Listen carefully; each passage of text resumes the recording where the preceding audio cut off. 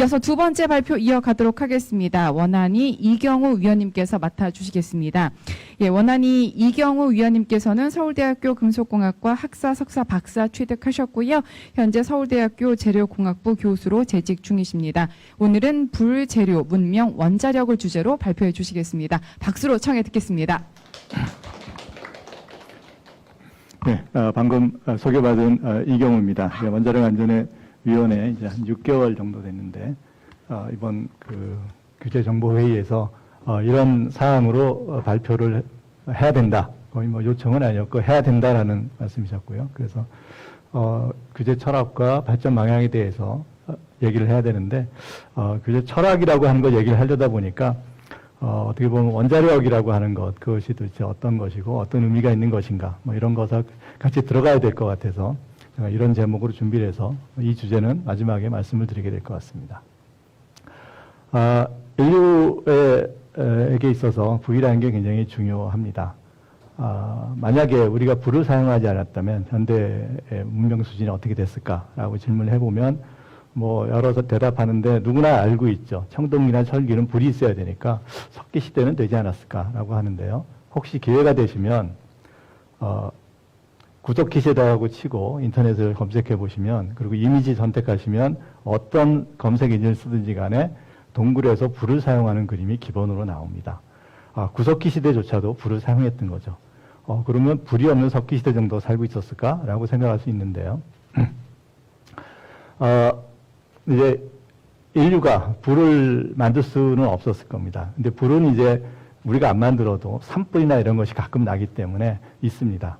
그래서 아마 우리 인류 조상들, 원시 인류들이 처음 사용했던 것은 산불이 나고 나서 꺼져갈 때, 뭐 이렇게 혹시 어릴 때 불을 갖고 놀아본 분들은 아시겠지만 이게 꺼먹게 되더라도 안에 불이 있습니다. 그래서 잠불이라고 부르고, 그래서 이제 그것을 처음에 이용하기 시작했을 겁니다. 그 전에는 뭐 뜨거워서 이용할 수가 없죠. 그래서 저는 이제 그걸 노천부이라고 이름을 붙이겠는데, 이 노천부이라고 하는 것이 뭐가 좋으냐? 우선 따뜻합니다.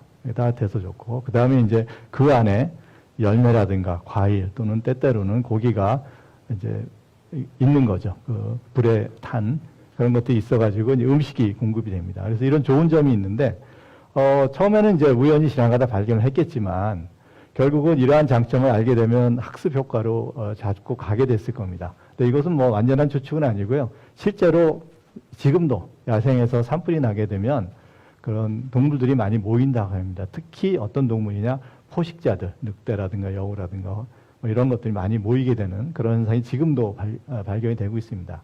근데 여기에 이제 문제가 좀 있습니다. 우리 원시 인류들은 도구가 없던 시절이었기 때문에 다른 포식자가 오면은 경쟁을 할 수가 없었어요. 그래서 이제 유일한 방법은 뭐냐? 빨리 가서 남들이 오기 전에 뭔가를 이득을 취해야 됩니다. 그러다 보니까 불이 다 꺼지기 전에 아마 처음에는 손을 댔다가 화상도 있고 했겠죠. 그러다가 누군가가 나무를 사용해서 거기 있는 거를 꺼내는 그런 시도를 했고, 그를 통해서 이제 어떤 성공을 했을 겁니다. 근데 그것이 우리가 손이 있기 때문에 가능하고 다른 동물은 이제 하지 못하는 거죠. 근데 이 행동이 우리 인류의 큰 발전을 가져오게 됩니다. 이 과정에서 이제 나뭇가지에 불이 옮겨 붙는 거는 뭐 불장난 해보신 분들 금방 아시겠지만 쉽게 옮겨 붙죠. 그런데 그것이 이제 새로운 무기가 되는 것입니다. 손에 불붙은 나무를 가지게 되면서 이걸 가지고 다른 포식자들이 와도 싸울 수도 있고, 또 던지면 상당히 유용합니다. 왜냐하면 대부분의 동물들이 털이 많기 때문에 불에 엄청 취약합니다. 그리고 이제 당연히 나무를 태우다 보니까 불이 붙어서 놀라서 던져 놓더니 불이 더 오래 가고, 그래서 이제 불을 계속 유지하면서 불 사용하는 시간이 이렇게 늘어나게 됩니다. 그래서 이제 이런 행동을 하면서 이것에 의해서 새로운 무기를 확보하고, 그리고 불을 독점할 수 있게 되고, 불이 늦게 도착하더라도 새로운 무기를 만들 기회가 생기면 이제 불을 확보할 수가 있게 된 거죠. 그러면서 점점 뭐 당연한 거죠. 자꾸 오래 쓸수록 학습이 늘어나고 불 다루는 기술이 늘어나고 해서 다른 동물하고 불을 다루는 능력의 격차가 점점 커지게 됩니다. 그런데 이제 이 노천불은 문제가 있어요. 언제 생길지 모릅니다. 가장 큰 게. 또 하나는 생겨서 운이 좋게 확보를 했어도, 그리고 나무를 넣고 계속 불을 붙이고 싶어도 자연 환경이 나빠지면 바로 꺼지게 됩니다. 비가 오면 꺼지고 바람도 심하면 꺼지게 되죠. 근데 그 다음에 이제 인류가 시도했던 거 뭐냐? 이걸 이제 옮겨야 되겠다라고 하는 어떤 노력을 했을 겁니다. 그래서 불을 자연의 위험에서 보호해줄 수 있는 곳으로 이동해서 사용하는 그런 작업을 했을 거고요. 피할 수 있는 곳은 동굴이죠. 동굴이 가장 좋습니다. 그런데 아주 단순해 보이는 불의 이동이 사실은 굉장히 복잡한 행동입니다. 우선은 이 불을 가지고 저리 가져가서 피워야 되겠다는 목적의식이 있어야 되는데 과연 원시 인류가 그런 목적의식을 키우는 데도 굉장한 노력이 있었을 거고요. 그 다음에 이제 신체 조건도 손이 있어야 되고 털도 좀 덜 나야 되고 이런 신체 조건도 있어야 되고 그 다음에 혼자 할 수 없습니다. 나 혼자 불 가져가서 피워봐야 뭐 사냥하러 갔을 때 불이 이미 꺼지거나 뺏기거나 하기 때문에 조직화도 돼야 됩니다. 불을 다루는 사람, 뭐 여러 가지 조직이 돼야 되고, 그리고 이제 불을 유지하고 보호하는 기술도 만들어야 되고, 그러니까 상당히 오래 걸렸습니다. 이 과정이. 그리고 앞에서 보여드렸던 그림, 동굴에서 불을 사용했던 구석기 유적은 이 행동의 결과입니다. 그래서 이제 안전한 장소 이동을 시키니까 이제 불을 오래 이용할 수 있게 됐습니다. 그래서 불 제어나 이용 기술이 이제 늘어나게 되는데요. 이 동굴에서 산다는 것을 우리 이제 쉽게 생각할 수 있는데 사실은 이게 굉장히 큰 일입니다. 아까 말씀드린 누구나 생각할 수 있지만 동굴이 비바람도 피할 수 있고 상당히 안락해요. 그러면 다른 포식자도 다 살고 싶어 하는 거죠. 누구나가 원하는 겁니다. 우리가 동굴에 살 거야. 너희 오지 마. 이건 말이 안 되는 얘기니까요. 그래서 다른 포식자하고 경쟁해서 이겨야만 됩니다. 그 다음에 동굴에는 해충이나 박쥐, 뱀 등이 굉장히 많이 살고 있기 때문에 감염이나 질병도 굉장히 높아요. 잘못 들어가면은 병으로 죽게 되는 거죠. 그래서 이러한 걸 해결해야만 동굴에 사는 것이 가능해지는데 남아공의 유명한 고고학자인 그 C.K. 브라함이라는 분이 서폰테인이라는 지역, 이 지역이 우리 원시 인류의 유물이 굉장히 많이 나오는 원시 인류의 요람이라고 불리는 그런 지역입니다. 여기서 동굴을 발굴을 했는데 거기 보니까 고넬과 맹수, 다시 말하면 호랑이의 일종이겠죠. 맹수가 오스트랄로피테쿠스를 먹이로 잡아먹이 살았던 흔적을 발견했습니다. 그런데 사실은 그 전에 그분이 그 동굴의 위층, 그러니까 같은 동굴의 전에 호모 에렉투스가 주인이었던 동굴이었거든요. 그래서 그렇게 해서 보고서를 냈는데 더 파보니까 저게 나온 거죠. 그러면서 이분이 헌터 오어 헌티드라는 책을 내면서 인류가 불을 쓰면서 사냥감에서 사냥꾼으로 바뀌었다. 불이 인류를 한 단계 높인 거다라고 하는 유명한 책을 냈습니다. 다시 말하면 지금 많이 관찰되는 불을 사용한 동물 생활을 보여준 구석지대 유적의 의미는 다른 포식자의 경쟁에서 이기고 동물 소득에서 성공한 결과고요. 그것은 인류가 불이란 도구가 없었다면 가능하지 않은 일이었습니다. 그리고 그 얘기는 뭐냐? 인류가 최소한 그 지역 생태계의 정상에 서게 되었다는 거죠. 그렇지 않으면 그 동물을 쓸 수가 없습니다. 뭐 이따가 더 강한 놈이 오면 바로 먹이가 되는 거니까. 혹시 기회가 되시면 1981년에 장자크 아노게 감독이 만든 불을 찾아서라는 퀘스트 포 파이어라는 영화가 있습니다. 한번 보시면 불을 잃어버린 인류가 얼마나 비참한지 하는 모습들이 참 잘 나와 있습니다. 자, 지금 보여드린 이러한 변화가 이제 쭉 오랜 기간에 걸쳐서 일어났습니다. 지금 추측하기에는 100만 년 정도 걸렸을 것으로 이제 인류 역사가 한 150만 년 이상까지 올라가는데 이 마지막 장면이 한 40만 년 전에 이루어졌기 때문에 우리 역사의 대부분이 요 진화하는 요 변화의 과정이었습니다. 불이라는 것은 굉장히 파괴적인 거죠. 그리고 불을 한번 타면 돌아오는 게 거의 불가능합니다. 그리고 불은 뭐 특별한 목적이 없어요. 알아서 자기가 타버립니다. 그리고 또 불이 나면 온도가 올라가고 그러면 더 불이 붙고 하는 아주 위험한 존재죠. 근데 그 위험한 존재를 인류는 아까 말한 100만 년이라는 긴 시간을 통해서 이를 극복해 가면서 불을 길들여서 결국은 마지막에 보이시는 그림 같이 가구한 것에 두고 활용하게 되었습니다. 이 과정에서 인류의 도구, 기술, 그리고 사회구조가 발전하게 되면서 생태계에서 인류의 패권이 확실하게 만들어지게 됩니다. 이렇게 되니까 이제 불을 오래 쓰면서 불의 용도가 굉장히 다양해졌습니다. 무기도 되고 난방, 조리, 조명, 나무로 된 창을 돌로는 만들 수가 없습니다. 근데 불을 살짝 태워가지고 하면 만들 수가 있고 소독도 하게 되고 이렇게 만들어지게 됐고요. 그 다음에 이제 이 집단이 굉장히 빠르게 확산이 됐다고 합니다. 고고학 유물을 보면 지금부터 40만 년 전보다 더 오래된 유적지에서는 불의 흔적이 없는 곳들이 굉장히 많다고 합니다. 그런데 지금부터 40만 년 이내에 대부분의 유적지는 거의 모두 불을 사용했다고 합니다. 그리고 이 과정을 추적하는 연구자들은 이것이 불의 전파가 아니고 불을 가진 집단이 불이 없는 집단을 계속 정복해가면서 진행이 된 것 같다. 다시 말하면 불을 사용하는 집단이 이제 40만 년 전 정도에는 생태계뿐만 아니라 인간 집단 간 경쟁에서도 주도권을 가지게 되었다고 합니다. 그러고 나서 인간은 이제 불을 모닥불이 있으니까 항상 불을 쓸 수 있는 상태가 됐습니다. 그래서 그 불을 사용해서 여러 가지 일을 하게 됩니다. 이제 그 당시에는 수렵 채집 시기였는데요. 수렵 채집 시기에는 뭐 산이나들을 다니면서 이렇게 수렵하고 채집을 하는데 이 과정에서 불이 한번 나고 나면 굉장히 여러 가지 장점이 있다고 합니다. 우선은 아까 봤지만 여러 가지 영양 공급을 할 수 기회가 생기고 숲이나 덤불이 타면은 시야가 확보돼서 사냥에도 유리하고 풀숲에 숨어있던 동물들이 도망쳐 나오니까 사냥의 기회도 생기고 특히 중요한 게 뭐냐면 불이 한번 붙고 나면 이제 거기 있는 기본 식물들이 타버리는데 그러고 나서 자라는 것이 사람이나 사냥감이 섭취할 수 있는 다시 말하면 상당한 영양분을 가진 열매나 씨앗이나 뿌리를 만들 수 있는 생물들이 꽤 잘 자란다고 합니다. 그것이 이제 시간이 지나면은 잡초같이 그런 거 없이 성장만을 주로 하는 식물들한테 이제 밀리게 되는 거죠. 그래서 이런 것들의 장점이 있는데 뭐 아까 불을 만지는 거와 비슷하게 처음에는 아마도 우연히 난 그런 장점을 이용했지만 이제 의도적으로 불을 지르게 되었습니다. 그 불은 가지고 있기 때문에 불 지르는 거 어렵지 않았죠. 근데 불을 지르면 어떤 변화가 생기냐? 숲이 초원으로 바뀝니다. 지금 그 흔적이 남아있는 곳이 북아메리카의 대평원, 다시 말하면 미국 중서부의 평원입니다. 처음에 유럽인들이 갔을 때 엄청 놀랐죠. 어떻게 이런 평원이 있냐, 숲이 없고 그랬는데 조사를 해보니까 그것은 인디언들이 주기적으로 불을 질러가지고 숲을 태우고 어느 정도 자라면 태워서 새로운 곡물들이 자라게 하고 그 곡물이 자라게 된 곡물을 그래서 본인들이 사냥을 하는 그런 들소나 이런 것들이 잘 키우게 만든 그런 환경이었고요. 그 연구 결과 보시면은 인디언들의 사냥감은 자연 그대로의 보상이 아니고 자신들이 의식적으로 만들어낸 식량이다. 이런 결론이 나올 정도로 이제 불을 가지고 자연을 바꾸기 시작했습니다.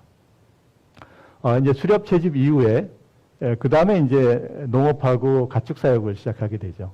농업하고 가축 사육이라는 것은 선택된 동물과 식물을 인간 사회에 편입시켜 가는 것입니다. 이 과정은 뭐 우리가 처음에 보살피고 통제하고 그 다음에 이제 인위적으로 선택하는데 중요한 것은 이 과정에서 불이 없다면 과연 우리가 소를 순종하게 할 수 있었겠느냐. 이건 상상할 수 없습니다. 지금 소는 뭐 호랑이도 함부로 공격할 수 없는 엄청 강한 동물인데 결국은 불의 도움으로 순종을 시켰을 뿐 아니라 이들을 키울 때 보호하는 수단도 계속 키우고 있으면 엄청나게 뭐 호랑이나 이게 덤벼들겠지만 그것을 불을 가지고 지킬 수 있었고요. 그 다음에 아직 농사도구가 제대로 안 나오던 석기 시대입니다.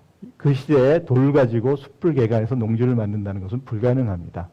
그런데 불을 이용하면 농지를 바꿀 수가 있죠. 나무를 다 태울 수가 있으니까. 그래서 불이 중요한 역할을 했고요.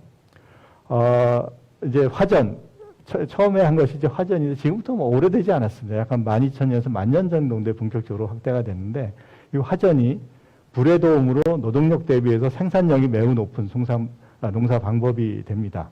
근데 이제 이런 화전을 한다는 것은 계속 이동농업입니다. 한 군데서 아까 말씀드렸지만 한번 불을 지르고 나면 곡물을 키우기가 이제 쉬워요. 그런데 잡초들이 자라니까 몇 년 지나면 딴 곳으로 이동을 계속 해가야 됩니다.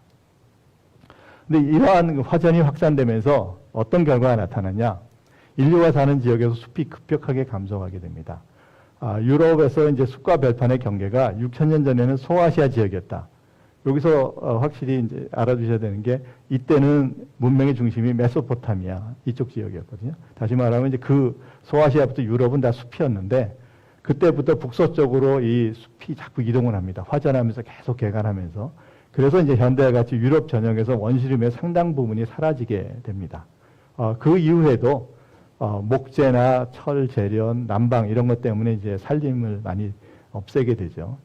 이게 유럽에서만 일어난 것은 아닙니다. 아까 그 아메리카에서도 거기는 농업은 아니고 목축 때문에, 그러니까 방목 때문에 일어났지만 그리고 사람이 살았던 다른 지역, 뭐 아시아라든가 다 비슷한 일이 일어나서 지금 현재 10,000년 전에 있었던 숲의 25%만이 남아 있습니다. 75%는 사람들이 다 한 번씩은 다 태운 것이고요. 그 다음에 그 25%도 아마존이라든가 아프리카의 정글이라든가 아니면은 툰드라 지역에 남아 있는 것이지 사람이 사는 곳은 대부분 다 인류가 한 번씩은 불을 지른 그런 흔적이 되겠습니다. 그래서 이제 이렇게 이동농업까지 이동을 했는데 여기는 인류의 권력이 이제 생태계가 아니라 지구 전체에 대한 헤게모니까지 확대가 됐습니다. 이 불을 가지고 있음으로써 이루어진 일이고요. 그런데 이제 점점 농지 확보가 어려워지는 거죠. 그래서 계속 이 화전은 몇 년에 한 번씩 돌아가야 되는데 그것이 이제 어려워졌습니다. 어려워지니까 결국은 같은 지역에서 계속 농사 짓는 그러한 이제 농업으로, 정주농업으로 변화하게 됩니다. 정주농업으로 변화하니까 이제는 불이 농업에 그렇게 중요하지 않아졌습니다. 농업의 수단은 물관리, 쟁기, 거름 뭐 이런 것들에서 농업이 되고요. 불은 이제 직접적인 건 아니고 도구 제작, 뭐 조리 이런 데 이제 간접적인 역할로 바뀌게 됩니다. 그 대신 불은 용기에 담기게 됩니다. 용기에 담기게 되는 이유는 사실은 연료 부족이었을 거라고 추측이 되는데요. 그냥 하는 것보다는 왜냐하면 나무가 점점 줄어들고 귀한 재료가 됐으니까. 그리고 이제 불에 용기에 담기면 더 안전하고 온도도 높일 수가 있게 됩니다. 그리고 이 시기 이후에 용기에 담기지 않은 불은 무차별 파괴를 상징하게 됩니다. 도시역의 대규모 화재라든가 전투에서 사용되는 무기, 뭐 여러분 삼국지 아시는 분 그 화공들이 얼마나 무서운 무기인지 잘 아실 겁니다. 점령 이후에 또 도시를 파괴시켜버리는 굉장한 수단. 결국은 용기에 담기지 않은 불은 이제 파괴의 상징이 되고 용기에 담긴 불은 이제 우리가 이용하는데 그것도 두 가지로 바뀌게 됩니다. 하나는 가정에서 쓰는 높은 온도가 필요하지 않는 난로나 뭐 램프 정도와 또 하나 이제 작업용으로 바뀌게 되는데요. 가정용 불이 확산하게 되는 것은 뭐 크게 기술적인 어려움은 없는데 이제 도시가 점점 커지게 되죠. 인구가 늘어나서. 그러니까 도시 지역에서는 이제 주위에 나무도 없습니다. 그러니까 연료 공급하는 요구가 굉장히 높아지고 또 화재도 빈번하게 됩니다. 그래서 이러한 것에 대비하기 위해서 점점 사회적 조직화가 높은 수준으로 올라가게 됩니다. 그리고 이제 작업용 불은 계속 높은 온도를 필요로 합니다. 그래서 온도 상승하게 되면 관리도 어렵고 부상 및 화재 위험이 점점 증가하게 되는 거죠. 그래서 이제 전문가가 필요로 하게 되는데요. 불 전문가에 대해서 잠깐 말씀을 드리면 고온의 불은 매우 위험합니다. 도자기나 금속을 만들 수 있는 온도, 이제 제가 다음 페이지에 보여드리겠지만 굉장히 높고 생명체에 엄청 치명적입니다. 그 조그마한 불꽃이나 흘러내리는 작은 양의 쇳물도 아주 위험합니다. 그 다음에 도가니가 만약에 파손되게 되면 작업자의 생명도 위험하지만 작업장 전체를 위협에 빠뜨리는데 이 금속을 만드는 작업장이 게 사실은 각 나라의 핵심이었습니다. 옛날에. 그리고 엄청난 비용이 들어가고 거기가 만약 파괴되면 나라의 존망이 위험할 정도로 굉장히 위험한 거죠. 그러다 보니까 그리고 이제 불의 온도가 필요한 불의 온도가 계속 높아집니다. 이것들이 몇 도쯤 필요한지는 좀 이따 보여드리겠습니다. 그래서 온도가 계속 높아지기 때문에 불을 안전하게 관리하면서 점점 더 높은 온도를 만들어야 되는 상황이 생기고 그러기 위해서는 불의 온도를 높이고 유지하는 기술이 필요하고 불을 사용해서 원하는 작업을 진행하는 기술이 필요하고 높은 온도의 불을 안전하게 담을 수 있는 재료가 이제 만들어져야 됩니다. 그러다 보니까 이제는 일반인이 할 수 있는 수준을 넘어가 버리게 됩니다. 그래서 전문가 집단이 생겨나는데요. 전문가로서 이제 중요한 두 종류의 집단이 도자기를 만드는 도공과 이제 금속을 만드는 대장장이입니다. 특히 대장장이는 무기도 만들고 여러 가지 도구를 만들기 때문에 국가의 아주 중요한 기술자죠. 그래서 오랜 기간 동안에 가장 중요한 전문가였습니다. 그걸 상징적으로 보여주는 게 그리스 신화인데요. 그리스는 많은 분들이 아시겠지만 폴리스마다 다른 신을 모셨습니다. 그런데 대장장이들은 그 폴리스의 신이 아니고 헤파이스토스라는 자기랑 같은 일을 하는 신을 자기들의 신으로 그렇게 모실 수 있었습니다. 허용이 됐고요. 유일하게. 그리고 또 근데 이 헤파이스토스가 대장장이 모습을 보여주는 아주 전형적인 특징을 가지고 있습니다. 헤파이스토스가 사실은 잘 알려지지 않았습니다. 그런데 우리한테는 이제 헤파이토스에서 불을 훔쳐가지고 인류에게 갖다 준 프로메테우스가 더 잘 알려져 있죠. 근데 헤파이토스가 이제 그 벌의 원래 주인이었고요.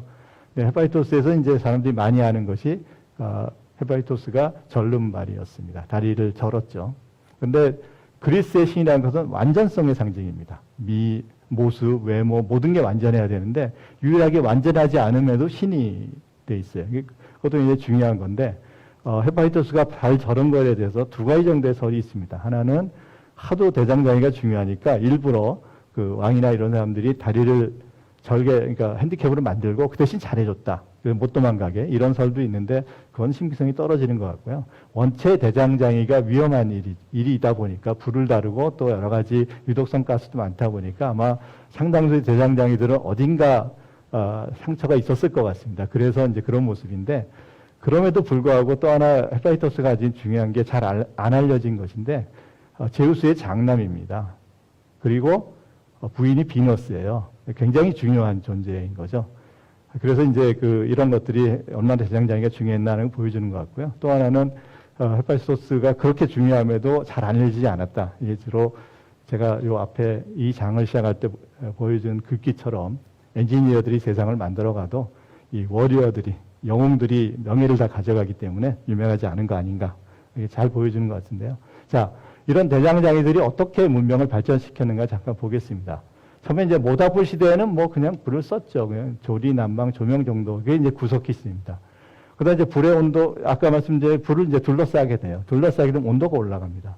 그다음 한 300도를 이상으로 올라가게 되면 어떤 일이 생기냐면 점토가 굳어져요. 그러면서 이제 토기라는 게 이제 아이디어를 얻게 되고 토기를 만들게 됩니다. 그게 이제 신석기 시대죠. 신석기 시대라는 게 토기가 같이 나오는 시대가 신석기 시대죠. 그리고 불의 온도를 계속 올리다가 800도를 넘어가게 되면 이 불이 이제 몇 가지를 더 만듭니다. 독이라고 하는 걸 만들고요. 그 다음에 유리, 그 다음에 굴이나 주석을 만들 수 있게 됩니다. 청동기 시대가 800도를 넘길 수 있어야만 가능한 시대가 됩니다.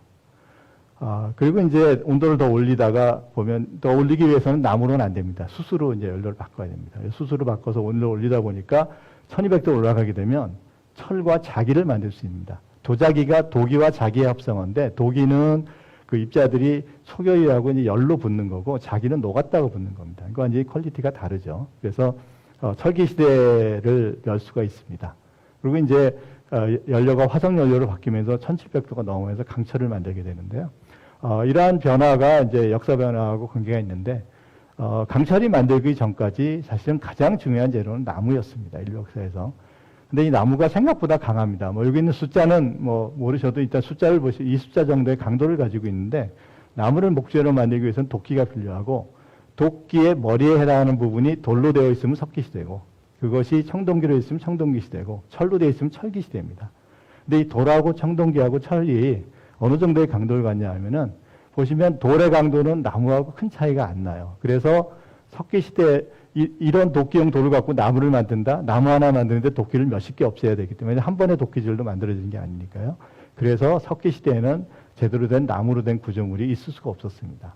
그래서 이제 청동기도 초기 청동기는 큰 의미가 없는데 주석을 넣기 시작하면서 강해져요. 그래서 400메가파스칼 정도 얻으면 이제는 도끼로 나무를 잘 할 수가 있습니다. 큰 나무도 만들 수 있고 그럼 배도 만들 수 있고 건물도 만들 수 있는데 문제는 구리와 주석, 특히 주석이 너무나도 귀했어요.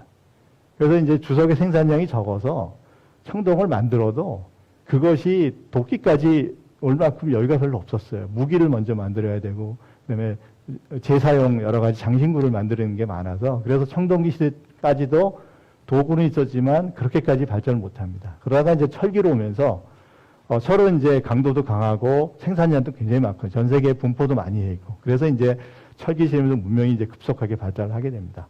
강철은 완전히 또 다른 철을 만드는데요. 그 후에 이제 전기를 만들면서 2000도까지 올리게 되면서 철 말고 다른 금속도 만들어서 지금 현대 문명이 만들어졌는데 이러한 예에서 보시듯이 온도를 올리는 기술이 역사 발전을 이끌어 왔습니다. 근데 이를 위해서 불 다루는 기술과 불을 안전하게 담을 수 있는 재료가 이제 필요했었고요. 그렇지만 뭐 헤파이토스의 후예들이 이걸 다 만들어낸 것은 아닙니다. 이런 금속을 만든다는 것은 굉장히 큰 일입니다. 광산을 찾아야 되고, 그다음에 거기서 채광을 해서 원료를 끄집어내야 되고요. 그다음에 나무도 만들어야 됩니다. 철 1톤을 만들기 위해서는 철광석이 한 2톤 정도 옛날에는 그 정도 필요했는데 나무는 한 15톤 뭐 이렇게 들어야만 됩니다. 그러니까 엄청난 양의 그 원료도 날라야 되고 다시 말하면은 대규모의 작업이 필요해서 사회 전체가 같이 발달해 간 거죠. 그 중에 이제 키플레이어가 헤파이토스 같은 대장장이었던 겁니다. 그런데 이제 그 토니비가 역사 연구에서 항상 인류의 역사는 도전과 응전의 역사다. 도전이 있으면 거기에 적절히 응전하면 성공하고 안 그러면 실패한다라고 했는데 불사용이야말로 그 도전과 응전의 역사의 전형입니다.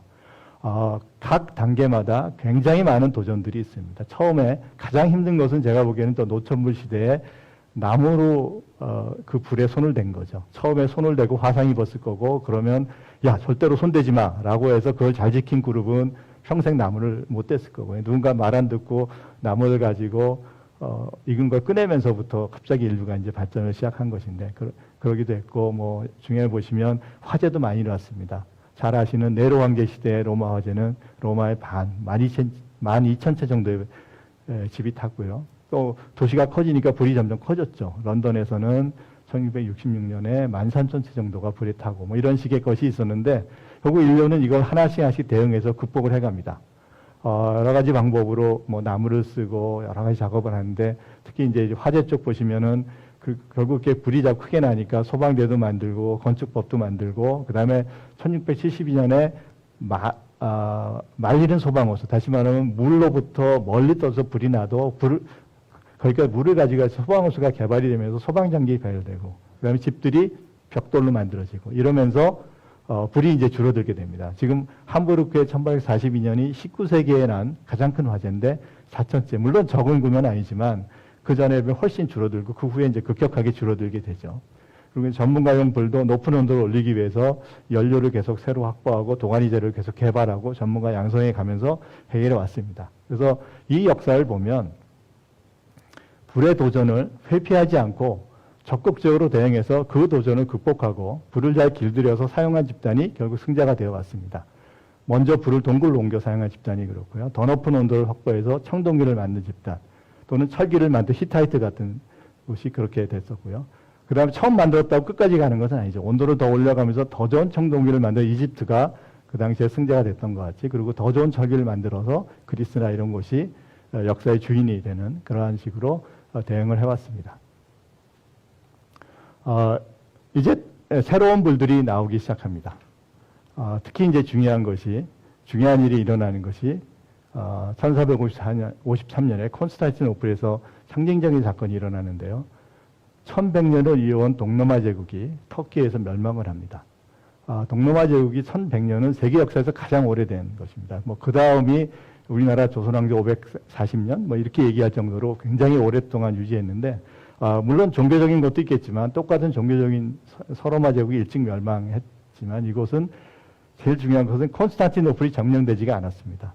여러 집단들이 공격했지만 그 효과적으로 방어를 할 수 있었고요. 그 방어에서 했던 중요한 것은 지형적으로 이제 굉장히 좋았습니다. 지금도 아시겠지만 그 이스탄불인데 북쪽이죠. 삼면이 바다고 북쪽에 견고한 성벽을 쌓아서 공격에 힘들게 했고 특히 중요한 것이 그리스 불이라고 지금도 뭔지 잘 모르는 그런 불을 가지고 있었습니다. 이건 꺼지지 않는 불로 알려져 있는데요.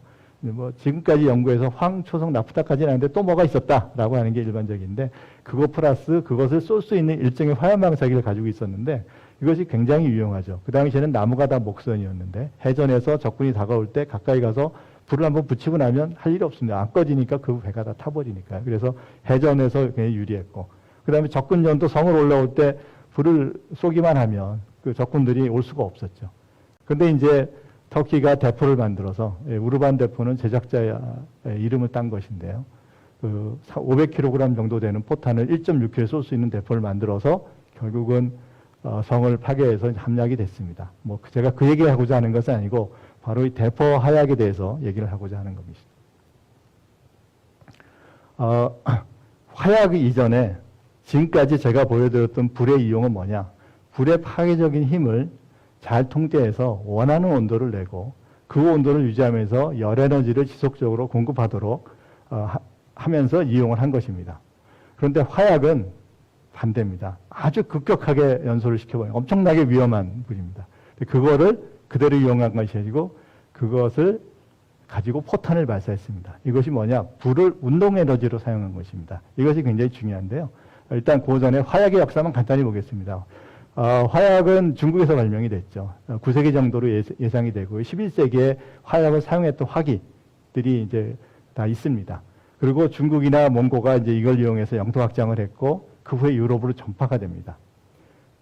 그런데 이제 15세기 이후에 동양에서는 크게 관심이 없었어요. 그래서 더 이상 기술 발전이 없었는데 서양에서는 경쟁적으로 화약을 사용하는 대포 및 무기를 개발을 했고 이게 19세기 말에 동양과 서양이 구사적으로 만났을 때 이제 큰 격차가 나죠. 아편 전쟁이라는 게 영국의 함대에 의해서 거의 중국이 항복을 한 거고, 그 페리 원정은 일본이 그 페리가 몰고 온 두 척의 증기선, 물론 범선도 두 척 있었지만 증기선의 화력 시험을 보고 불평등 조약에 사인을 해버리는 항복을 한 셈이죠. 근데 이거를 무기의 차이라고 얘기한 건 너무 단순합니다. 왜냐하면 무기나 함선의 개발이 무기만 만든다고 되는 게 아니라 막대한 자본과 기술이 필요하거든요. 그래서 지금 이 화약의 사용이 훨씬 더 큰 의미가 있습니다. 대포 이전에 운동에너지를 얻는 원천은 사람, 그래서 이제 노예들을 많이 쓰죠. 그 다음에 소나 말 같은 동물, 대형 포유류, 그 다음에 자연력 수차나 풍차를 이용해서 운동에너지를 얻었는데, 대포가 아까 말씀드렸지만 폭발의 열에너지를 운동에너지로 전환하는 장치입니다. 그리고 이 대포의 작동 원리와 제작 기술을 연구를 해서 결과적으로 어떻게 됐느냐, 전기기관, 내연기관 같은 엔진을 발명하고 발전을 시킵니다. 이것이 서양에서 한 일입니다. 엔진이 만들어진 것은 열과 운동에 관한 작동 원리, 그리고 고온에서 강한 충격을 견딜 수 있는 재료가 있었기 때문에 개발이 됩니다. 사실은 대포가 중요한 재료가 중요한 전투 무기 같지만 초기 대포는 적군보다 아군을 많이 죽였어요. 자주 터졌거든요. 그래서 뭐 사실은 높은 사람들은 대포가 이제 가지도 않았습니다. 그러던 것이 이제 점점 개발되면서 그 기술하고 이 엔진의 실린더 기술이 같이 발전하면서 이제 엔진이 만들어졌는데, 결국은 엔진 개발의 결과가 뭐냐? 엔진이 발명되면서 이제는 인류가 자연의 변덕에서 자유로운 운동 에너지 사용이 가능하게 된 거죠. 그리고 엔진이 확산되면서 이제 유럽에서 산업혁명과 그 이후의 발전이 급속하게 진행이 됩니다. 다시 말하면 19세기 말에 동서양에 나타난 격차의 원인은 단순한 무기 개발이 아니고 유럽에서는 화약이라는 아주 위험한 불을 길들여서 기계장치의 핵심인 엔진을 만들고 이를 활용한 산업이 사회 전체의 역량을 발전시켰기 때문입니다. 이제 새로운 불의 시대로 넘어가게 됩니다. 새로운 불의 시대를 여는 가장 중요한 것은 전기입니다. 전기는 사실 눈에 보이지 않아요. 그럼 불이냐 아니냐 뭐 하는 여러 가지 얘기가 있지만 에너지란 측면에서는 불로이라고 저는 분류를 하는데, 전기가 이제 발견된 것은 18세기 중반이고요. 그 다음에 이제 여러 가지 변화가 있었지만 중요한 세 가지 개발을 얘기 들면, 전지가 만들어진 게 1799년, 전기 모터가 1821년, 그리고 발전기가 이제 후반 60년대에 개발이 되는데, 이것들이 전지가 무슨 의미냐, 이제 화학 에너지를 전기 에너지로 바꿀 수 있는 것이고요. 그 다음에 전기 모터는 전기 에너지로 운동 에너지를 만드는 겁니다. 다시 말하면 전기가 일을 할 수 있게 된 것입니다. 그리고 발전기는 어떤 것이냐, 운동 에너지를 갖고 전기를 만들 수 있게 됩니다. 그리고 에디슨이 이것들을 모아서 1882년에 전기기관을 활용한 최초의 상업용 발전소를 운영을 시작합니다.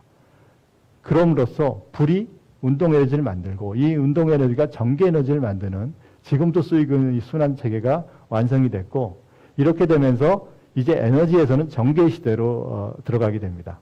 전기는 상대적으로 안전하고 굉장히 편리합니다. 그래서 뭐 사용이 급속하게 확대됩니다. 아마도 제가 들은 여러 가지 불 중에 가장 저항이 없이 확산되는 것일 거고요. 그리고 이제 전기가 불이 해왔던 역할을 계속 대체하고 있습니다. 이 강의를 들으시는 모든 분들 집에서 아마도 지금 남아있는 불은 뭐 가스레인지의 불, 그리고 생일이나 이럴 때 쓸 수 있는 그런 촛불 제외는 없을 겁니다. 그런 것들도 앞으로 바뀔지 모르는데, 그 대신 불은 보이지 않는 곳을 이동해서 계속 에너지를 생산하고 있고요. 그 다음에 이제 중요한 것은 뭐냐면은 전기가 새로운 에너지원 확보 기회를 창출해 줬습니다. 그래서 전기를 만들 수 있으면 에너지 자원이 될 수 있는 것이 되고, 수력, 태양광, 풍력, 조력질 이런 것들이 전기가 없었다면 우리가 거의 쓸 수 없는 자원인데 쓰고 있습니다. 그 다음에 이제 인류는 두 가지 불을 만들어내게 됩니다. 첫 번째가 핵폭탄이죠. 1945년에 세계 최초의 핵실험이 일어나서 인류가 엄청나게 큰 에너지원을 보게 되는데, 사실 이거는 자연적으로 경험할 수는 물론 있었던 일이고 지구 내부에서는 일어나고 있지만 경험할 수 없었던 것을 E는 MC 스퀘어라는 식을 가지고 만들어냈습니다. 그리고 이제 두 번 무기로 사용됐고요. 거기서 이제 엄청난 살상과 파괴 능력을 보였고 여러 문제가 있어서 인류가 그동안 만들었던 중에서 가장 위험한 불인 게 분명합니다.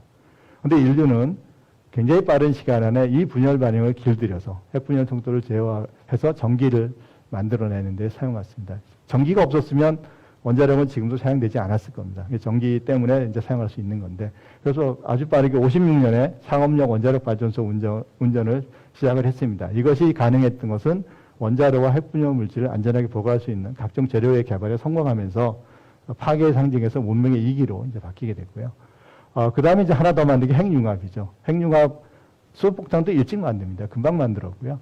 이건 뭐 원자폭탄이 비교할 수 없는 폭발력을 가지고 있고, 지금 엄청난 숫자의 수소폭탄이 있는데, 이것도 길들여서 노력하고 있는데, 아직은 성공 못했습니다. 만약에 성공한다면 인류 역사가 바뀔 겁니다. 근데 아직은 못하고 있고, 언젠가는 될 거라고 생각하는데, 원리는 확립되어 있는데, 융합 반응을 안전하게 담을 방법과 재료 개발이 아직 부족해서, 그 부분이 부족한 상태입니다. 자, 이제 제가 이제 결론적으로 가게 되는데요. 지금 이제 개별적인 불에 대해서 말씀을 드렸고, 21세기 현대 문명은 엄청난 재료와 에너지 소비에 기반을 두고 있습니다. 2005년에 인류는 600억 톤 이상의 자원을 소비하고 있고요. 이 값은 1900년에 비해서 8배나 증가를 한 값입니다. 2018년에 에너지 생산량이 저 정도 되는데, 이건 개인 1인당 거의 2TOE, 뭐 1TOE가 원유 1톤에 해당하는 환산하는 에너지 값인데, 대략 뭐 화석 연료가 한 7, 80%, 뭐 기타 등등 이렇게 해서 이제 전기 생산을 하고 있습니다. 이러한 자원 및 에너지 소비가 사실은 인류에게 굉장히 도움이 됐습니다. 1900년에 비해서 2005년에 인류의 수명이 거의 2배가 늘었습니다. 그리고 사회 기반 시설도 향상이 됐고, 소비 활동도 굉장히 다양해졌습니다. 인류의 복지를 높인 거죠. 근데 문제도 많이 생겼습니다. 문명의 지속 가능성에 의문이 생기게 되고, 그 지속 가능한 문명의 해결책으로 이제 자원 소비를 줄이자는 노력들이 많습니다. 예를 들어서 교토의정서에서는 둘 다 뭐 결론적으로 줄이자는 것입니다. 그런데 요걸 잠깐 보겠습니다. 이게 인류 차원에서 가능할 것인가? 자, 이게 서울의 모습인데요. 제일 왼쪽이 1900년이고 이게 이제 오른쪽이 2000년입니다. 아까 보였던 8배의 자원 소비 증가가 만들어낸 모습입니다. 개인적으로 뭐 제일 왼쪽이 더 좋다라고 하시는 분이 있을지도 모르지만, 이 건물 내부의 모습, 여긴 전기 수도도 없던 시절이고요. 그 다음에 뭐 제대로 냉난방 이런 것도 거의 없는 그런 상황이죠. 화장실도 그렇고. 근데 이것은 이제 역사적으로 이런 변화인데, 일로 돌아갈 수 있느냐? 뭐 돌아갈 수 없을 겁니다. 이것은 이제 지금 현재 뭐 2010년이긴 하지만 국민 소득 대비 자원 소비량입니다. 이 자원 소비량을 숫자로만 보시면 뭐한데, 보시면 결국은 1900년대 서울의 모습이 지금 자원 소비 적게 쓰는 나라들이고요. 55년이 중간 정도. 그 다음에 지금 우리나라의 위치가 저기에 있습니다. 그러면 아까 말한 그 소비를 줄이자, 유지하자가 무슨 얘기냐? 지금 세계 평균의 자원 소비량이 이양입니다. 그러면 소비를 유지하는 방법은 하나입니다. 둘입니다. 하나는 지금 이걸 고착화시키는 겁니다. 자원 소비가 적은 쪽에서 전혀 받아들일 수 없죠. 왜 너희만 잘 사냐? 우리도 살고 싶다. 그러면 하나는 전체적으로 중간을 맞추는 겁니다. 근데 과연 가능할 것인가? 선진국에서 내릴 수 있냐? 거의 가능하지 않습니다. 어쩔 수 없지 않는 한. 에너지는 더합니다. 세계 평균으로 1.8, 2016년 자료지만 OECD는 그 2배 이상 쓰고 있고요. 우리나라는 3배를 쓰고 있습니다. 여기서 다시 돌아가자? 가능하지 않습니다. 지속 가능한 미래를 위해서는 인류 전체가 재료 및 에너지가 주는 복지를 어느 순간 누려야 됩니다. 그런데 현재 선진국은 이걸 누리고 있는데 저개발국들은 누리지를 못합니다. 누리기 위해서는 더 많은 에너지와 자원이 공급이 되어야만 합니다. 그게 성공한다면 되겠지만, 성공하지 않으면 이제 문제가 되는데, 지구가 감당할 수 있느냐 하는 게 문제고요. 또 화석 에너지도 뭐 오래 가지는 않을 겁니다. 뭐 100년에서 200년, 저는 좀 낙관적으로 보는 편이긴 한데, 그 정도 예상될 거고. 그러면 이제 다른 에너지원을 만들어야죠. 이걸 공급하지 못하면 결국은 분쟁도 계속되고 갈등도 확대되고 궁극적으로는 현대 문명의 한계에 도달할 것입니다. 그래서 자원과 에너지의 공급이 반드시 필요한 거죠. 세계적으로 에너지원을 보면 태양에너지, 광물자원, 지열 3개뿐입니다. 다만 태양에너지가 여러 가지죠. 광합성에서 인류가 한 80억 톤 정도를 매년 소비하고 있고요. 화석에너지도 비슷한 양을 소비합니다.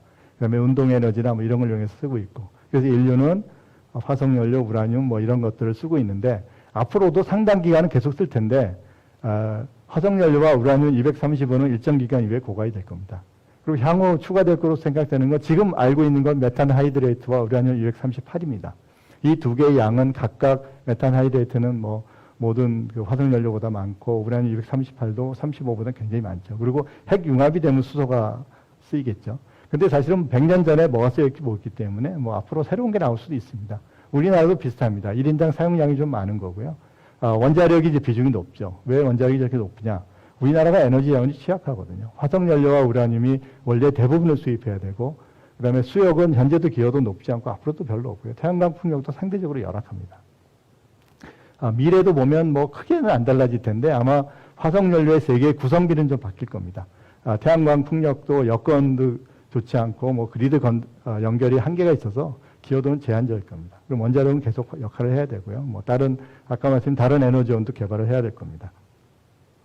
자, 제 생각에는 우리나라의 에너지 소비 현황, 그 다음에 부족한 에너지 자원 여건을 고려하면 원자력을 사용하지 않는다면 현재의 생활 수준이나 복지 수준, 산업 경영 유지는 불가능합니다. 그런데 원자력의 지속 이용 가능성은 뭐 여러분 다 잘 알고 계시겠지만 현 정부에서는 원자력 비중을 점차 줄여서 장기적으로 사용을 중단하는 정책을 추진 중인데 다른 나라의 예를 볼 때 제가 생각하기에 이런 최종 결정을 정권이 함부로 할 수 있는 결정은 아닙니다. 우리 미래가 걸려있기 때문에. 그래서 국민들의 선택이 될 텐데 국민 대다수는 원자력의 경제성은 동의하는 것 같습니다. 그런데 안전성에 대해서 우려가 많고요. 국민의 선택을 받기 위해서는 원자력에 대한 수용성과 계속 사용에 대한 공감대를 높여야만 할 것입니다. 국민적 공감대를 높이기 위해서는 원자력 발전소가 반드시 안전하게 운영되어야 합니다. 제가 원자력 안전위원회를 해보면 우리나라의 원자력 안전 기준은 원자력 발전소를 충분히 안전하게 운영할 수 있는 엄격한 수준을 가지고 있고 그래서 원자력계 모든 구성원들께서 이러한 규정을 철저하게 준수해서 원자력 발전 과정 및 폐기물을 안전하게 관리한다면 안전하게 운영할 수 있다고 생각됩니다. 그런데 거기서 끝나서는 안 됩니다. 지금 저는 이번에 그 원자력 안전 규제 정보회의 모토에서 적극적으로 동의하는데요. 국민들이 원자력계에 대한 노력을 신뢰할 수 있어야만 합니다. 원자력계가 안전에 최선의 노력을 하고 있는 것을 믿을 수 있게 해야 되고 투명한 정보 공유와 외부의 참여 확대를 통해서 원자력 안전을 원자력계와 국민 전체가 같이 해결해 간다는 공감대 형성이 반드시 필요하다고 생각합니다. 이제 첫 번째 질문 돌아가겠습니다. 지금까지 서론이어서 좀 길었는데요. 원안위 위원으로서 원자력 안전 규제 철학에 대해서 얘기를 해달라고 얘기하셨는데 제가 이제 지금부터 한 1년 한 7, 8개월 전에 저한테 연락이 왔습니다. 원자력 안전의 위원을 추천하려고 그러는데 받아들이겠냐. 저는 원자력이 완전 문외한은 아닙니다. 제가 이제 원자력 재료를 하고 있으니까 원자력과 관련도 깊고요. 뭐 파이로 프로세싱에 관한 연구도 진행을 했고 원자력에 쓰이는 용접 재료의 안전성에 대한 연구도 했고 그래서 조금은 했지만 사실 원자력 전문가는 아니었는데 과연 해야 될까라고 생각을 하다가 그 이제 앞에 말씀이 배경이기도 한데 재료하는 사람이 가 있는 게 나쁘지 않겠다. 앞에서도 보여드렸지만 원자력을 포함한 인류가 만들어낸 모든 불을 가두는 재료가 무사하고 관리자가 주의를 잘하면 안전하게 사용할 수 있습니다. 그리고 재료가 무사하면 큰 사고는 생기지가 않습니다. 이게 2주 전에 저희 원자력 안전위원회 자료에 올라와서 제가 캡처해서 올린 사진인데요. 지금 원자 안에 핵연료를 보호하기 위해서 여러 개의 그 재료들이 각각의 역할을 해서 지키고 있습니다. 그래서 각각의 재료들이 뭐 몇 개만 작동해도 원자력 문제가 없는 거고요. 그 다음에 저는 재료공학자로서 이 재료 하나하나를 개발하기 위해서 재료공학 하는 사람들이 얼마나 고생을 하고 있는지를 어느 정도는 알고 있습니다. 저는 이제 재료를 만든 재료를 아주 만든 재련이 전공입니다. 그래서 헤파이토스의 후예이기도 합니다. 그런데 이제 제가 예를 들어서 제 수업 시간에 지르코늄에 대해서 강의할 때 앞부분의 자료를 잠깐 보여드리면 지르코늄, 그럼 제가 용도는 원자력 분야 등등 등에 사용된다. 왜 원자력 보호대로 사용되는 이유는 뭐냐? 중성자 흡수가 적고, 그 다음에 고온 분리 저항성이 굉장히 크다. 그리고 기계적 강도도 좋다. 방사선 손상도 작다. 그런데 순수한 지르코늄은 산화막이 불안정해서 주석이나 철이나 크롬 등이 포함되고, 그 다음에 또, 그러면 안정한 산화물이 만든다. 거기에 뭐 최근에 보니까 니오빈이나 니켈이나 구리 같은 거를 더 첨가해서 계속 새로운 거를 개발하고 있습니다. 그리고 이제 재련 파트에서 제가 설명하는 것은 광석에 보통 하프무이 많은데, 하프무이는 반드시 제거해야 된다. 원자료로 쓰기 위해서는. 왜 그러냐? 지르코늄은 중성자 흡수가 적은데 하프무이는 200배 크다. 이런 것들을 가지고 재료공학 하는 사람들이 엄청나게 고생을 하고 있습니다. 그래서 이제 그런 걸 알고 있기 때문에 재료가 중요하다는 생각이 들고요. 그래서 제가 원자력 안전의 위원으로 저는 방사선 물질을 보호하는 재료들이 제 역할을 해서 원자력이 안전하게 운영될 수 있도록 엄격한 감시할 역할을 제가 할 것이고요. 그 다음에 규제 조항들이 더 안전한 재료 및 기술 개발을 장려하는 방향으로 만들어지고 운영될 수 있도록 노력하고자 하고요.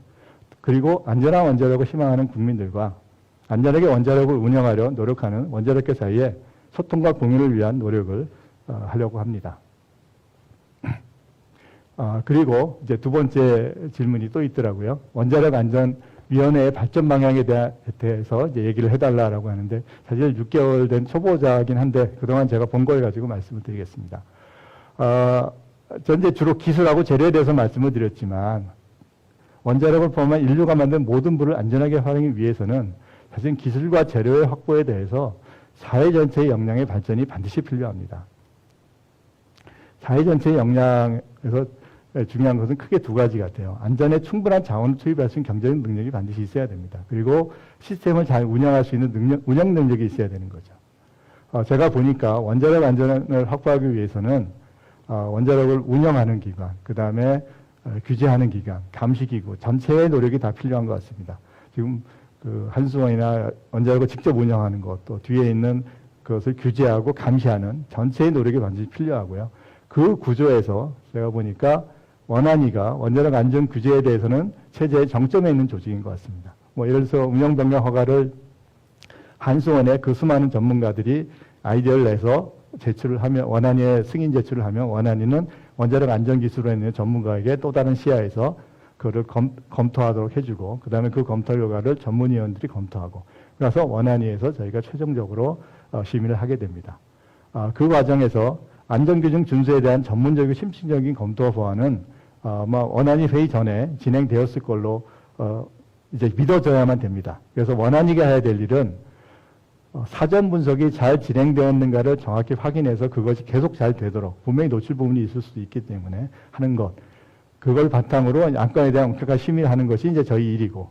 근데 저는 원안위가 가장 정점에 있기 때문에 우리의 원자력 안전과 규제에 대한 종합적이고 미래지향적인 조망 및 방향 설정 그리고 개선에 참여할 수 있는 기회가 있는 것이 좋을 것 같다고 생각이 됩니다. 그 다음에 이제 원안위 운영에 대해서 제안을 좀 드리면, 원안위 회의가 좀 바뀌었으면 하는 생각을 갖고 있습니다. 이건 사실 내부적으로 드려야 될 말씀일 수도 있는데, 회의 안건이 좀 분리되었으면 합니다. 전원회의에서는 원자력 안전과 직결되는 안건, 그리고 재규정에 관련된 안건을 심의를 하고, 상임위원과 한두 분의 비상임위원이 구성되는 소규모 위원회에서 기타 안건을 위임함으로써 이 중요한 안건에 좀 더 많은 에너지가 집중될 수 있었으면 좀 더 낫지 않을까라는 생각이 들고요.